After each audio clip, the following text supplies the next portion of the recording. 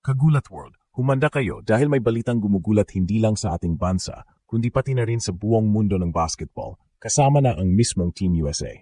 May lumabas kasing usap-usapan at pahiwatig na dalawa sa pinakamalaking Phil-Am basketball stars ngayon, ang NCAA sensation na si Dylan Harper at ang NBA talent na si Jalen Green, ay may malaking sansang maglaro para sa ating minamahal na Gilas Pilipinas sa hinaharap.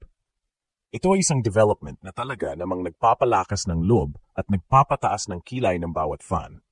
Isipin nyo, Kagulat World, ang bigat ng pangalan ni Jalen Green na dati nang kasama sa USA Basketball Youth Teams.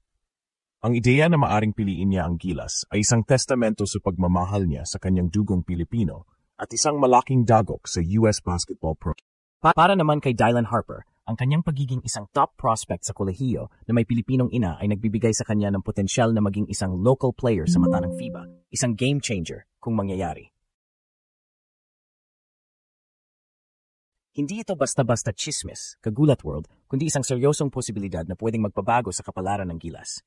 Ang pagdating ng dalawang caliber na players na ito ay siguradong magpataas ng ating tsansa na makipagtagisan ng galing sa pinakamalalaking torneo sa mundo. Kaya, paano ito mangyayari at anong impact nito sa Gilas? Abangan ang detalye dahil mas lalong gaganda ang laban ng Pilipinas sa basketball stage. Kagulat World, kung may balitang talagang magpapagising sa ating lahat at magpapagulo sa mundo ng basketball, ito na yon. Isang katanungan ang bumabagabag ngayon sa sports scene. Paano kung ang mga Phil-Am stars na dati nating pinapangarap ay magkaroon ng tunay na tsansang maglaro para sa Gilas Pilipinas? At hindi lang basta Phil-Am, Kagulat World, kundi ang mga pangalang kasama sa pinakamataas na antas ng basketball, ang NCAA sensation na si Dylan Harper at ang NBA talent na si Jalen Green. Ang ideya pa lang na makikita natin sila sa uniforme ng Gilas ay sapat na para gumawa ng ingay, hindi lang sa Pilipinas, kundi pati na rin sa mismong powerhouse na Team USA. Bakit nga ba ginulat ang Team USA sa balitang ito? Simple lang, Kagulat World. Si Jalen Green, ang high-flying guard ng Houston Rockets, ay hindi lang basta isang NBA player. Siya ay isang batang superstar na may malaking koneksyon sa USA Basketball. Naglaro siya para sa USA Youth National Teams at itinuturing siyang isa sa mga susunod na mukha ng American Basketball. Kaya naman, ang kahit anong pahiwatig na maaring piliin niya ang bansang Pilipinas ay isang indikasyon ng malaking pagbabago sa landscape ng international basketball. Hindi ito maliit na bagay. Ito ay isang matinding patunay sa lumalaking impluensya ng ating lahi sa pandaigdigang arena ng basketball at sa determinasyon ng Gilas na makakuha ng pinakamagaling na talento. Pero hindi lang si Jalen Green ang pinag-uusapan natin dito. Mayroon din tayong si Dylan Harper, ang high school phenom na anak ng NBA legend na si Ron Harper. Ngunit ang mas mahalaga, Kagulat World, ay ang kanyang koneksyon sa Pilipinas sa pamamagitan ng kanyang ina na isang Pilipino. Si Dylan ay isang highly touted recruit sa NCAA at nagpakita na ng gilas sa kanyang laro, isang mahusay na playmaker, scorer at may sukat para sa isang modernong guard. Ang kanyang potensyal na eligibility para sa Gilas ay isang dream scenario para sa ating pambansang koponan. Imagine, Kagulat World, dalawang Phil-Am stars na may iba't ibang level ng karanasan, ngunit parehong may kakayahang magbabago ng laro sa pinakamataas na antas ng kompetisyon. Ang simpleng pagbanggit ng kanilang mga pangalan sa konteksto ng Gilas ay sapat na para magdulot ng matinding kaba sa mga kalaban at pag-asa sa ating mga fans. Ito ay nagpapakita na ang Samahang Basketball ng Pilipinas, SBP, ay patuloy na naghahanap ng mga paraan upang palakasin ang ating pambansang koponan at hindi sila natatakot na mangarap ng malaki. Ang posibilidad na makita sina Dylan Harper at Jalen Green na magsuot ng uniforme ng Gilas sa hinaharap ay isang patunay na ang pangarap nating magkaroon ng isang world-class na koponan ay unti-unti nang nagiging realidad. Pero paano nga ba ito mangyayari, Kagulat World? May mga patakaran ba na kailangan nating malaman? Yan ang ating tatalakayin sa susunod na bahagi. Kagulat World, dumako tayo ngayon sa pinakamahalagang tanong. Paano nga ba magkakaroon ng tunay na tsansa sina Dylan Harper at Jalen Green na maglaro para sa Gilas Pilipinas? Dito pumapasok ang medyo komplikadong bahagi ng FIBA eligibility rules na siyang nagiging hadlang o daan para sa mga Phil-Am players. Ngunit huwag mag-alala, Kagulat World, susubukan nating ipaliwanag ito ng mas simple para sa inyo. Unahin natin si Dylan Harper. Ang kanyang kaso ay nagbibigay ng matinding pag-asa. Si Dylan ay ipinanganak noong 2006 at ang kanyang ina ay isang Pilipino. Dito pumapasok ang susing probisyon ng FIBA rule na Article 3.1.a. Ayon sa patakarang ito, ang isang player ay may tuturing na local o eligible bilang isang lehitimong Pilipino kung nakuha niya ang kanyang pasaporte bago ang kanyang ika-16 na kaarawan.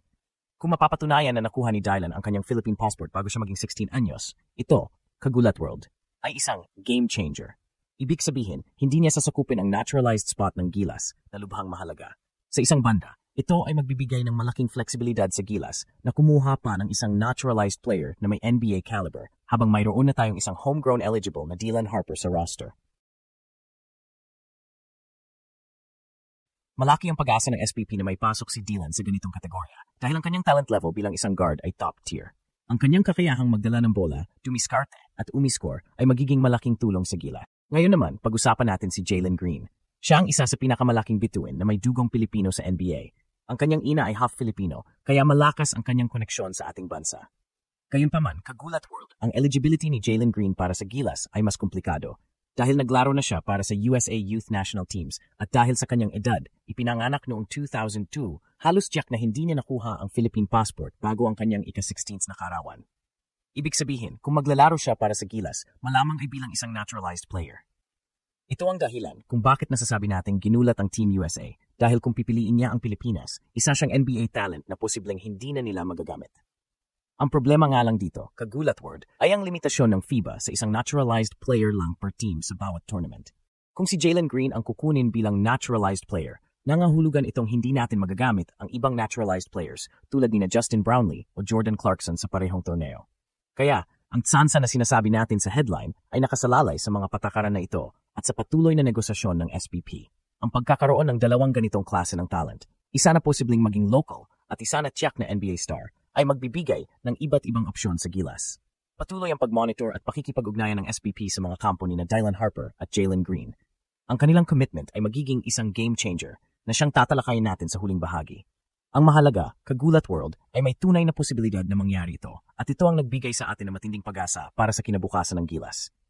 Kagulat world, kung magkakatotoo ang posibilidad na makita natin sina Dylan Harper at Jalen Green na naglalaro para sa Gilas Pilipinas, ano kaya ang magiging tunay na impact nito sa ating pambansang koponan?